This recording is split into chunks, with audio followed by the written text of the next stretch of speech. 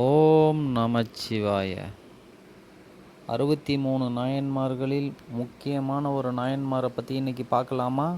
வாங்க போகலாம். 63 நாயன்மாரில் 8வது நாயன்மார், அவர் பெயர்தான் ஏரிபத்த நாயன்மார்.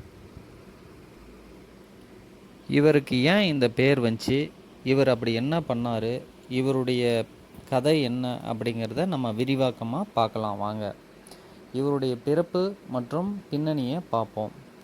ஏரிபத்த நாயனார் சோழ நாட்டில் உள்ள கருவூர், இன்றைய கரூர் பகுதியில் பிறந்தார் என பெரிய புராணம் சொல்லுது. இவர் பிறந்த குடும்பம் சாதாரணமாக இருந்தாலும் மன உயர்ந்த சிவபக்தியால் நிரம்பியிருந்தது. இவர் சிறு வயதிலேயே சிவபெருமானை ஆராதித்தார், சிவபக்தர்களுக்கு உதவி செய்தார். தைரியமும் நேர்மையையும் கொண்டவர். எப்போதும் கையில் ஒரு வகை கோடாரி ஆயுதம் வைத்திருப்பவர். ஆனால் ஏரிபத்த என்ற பெயர் எப்படி வந்தது? ஏரி பத்த, ஏரினா ஒரு வகை கோடாரின்னு அர்த்தம். ஏரிபத்த நாயனார் அப்படின்று சிவபக்தர்களால் அழைக்கப்பட்டவர். இவர் சிவபக்தர்களுக்கு காவலனாக இருந்தார். ஏரிபத்த நாயனாரின் வாழ்க்கை நோக்கம் ஒன்றே ஒன்றுதான். சிவபெருமானின் அடியார்களுக்கு யாரும் துன்பம் தரக்கூடாது. அவர் தன்னை ஒரு பக்தராக மட்டுமல்ல, சிவபக்தர்களின் பாதுகாவலனாக எண்ணினார். வீர பக்தியின் சோதனை. அவர் எப்பவுமே ஒரு அடியார்களுக்கோ ஒரு நாயன்மார்களுக்கோ ஒரு சோதனை வர்றது உண்டு தான். ஒரு நாள் கரூரில் ஒரு சிவபக்தர் சிவாலயத்திற்கு அழகான பூமாலை எடுத்து சென்றார். அந்த நேரத்தில் அரசன் பட்டத்து யானை அங்கு வந்தது. யானை திடீரென அந்த மலர் மாலையை மிதித்து பூக்களை சிதறடித்தது. இதை பார்த்த ஏரிபத்த நாயன்மார் மிகவும் வேதனைப்பட்டார். அவருக்கு அது ஒரு சாதாரண மாலை அல்ல, அது சிவபெருமானுக்கு அர்ப்பணிக்கப்பட்ட புனித காணிக்கை.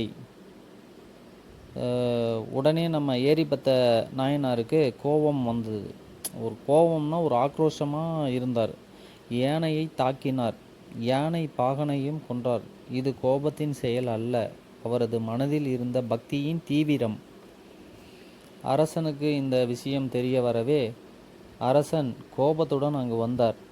ஆனால் அங்கு பார்த்த காட்சி, ஏரிபத்த நாயன்மார் தலையை குனிந்து நின்றார். நான் தவறு செய்துவிட்டேன் அரசரே, என்னை தண்டியுங்கள் என்றார். அவரது நேர்மையையும் அரசனையே அதிர்ச்சியடைய வைத்தது. அரசன் உணர்ந்தார், இவர் செய்தது பக்திக்காகத்தான். அந்த நேரத்தில் சிவபெருமான் திருவருளால் காட்சியளித்தார். யானையையும் யானை பாகனையும் உயிருடன் எழுந்தனர். சிவபெருமான் கூறினார், என் அடியார்களுக்காக உயிரையும் பொருட்படுத்தாத உன் பக்தி மிகவும் உயர்ந்தது.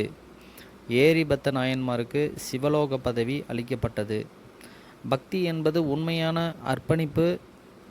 இறைவனுக்கு செய்த செயல் வீணாகாது. தைரியமும் பக்தியும் சேர்ந்தால் அது வீரபக்தி. தவறு செய்தாலும் மனசாட்சி ரொம்ப முக்கியம். இந்த கதை பிடித்திருந்தால் சப்ஸ்கிரைப் பண்ணுங்கள், லைக் பண்ணுங்கள், பெல் பட்டனை அழுத்துங்க. ஓம் நமச்சிவாயா என்னும் கமெண்டில் சொல்லுங்கள்.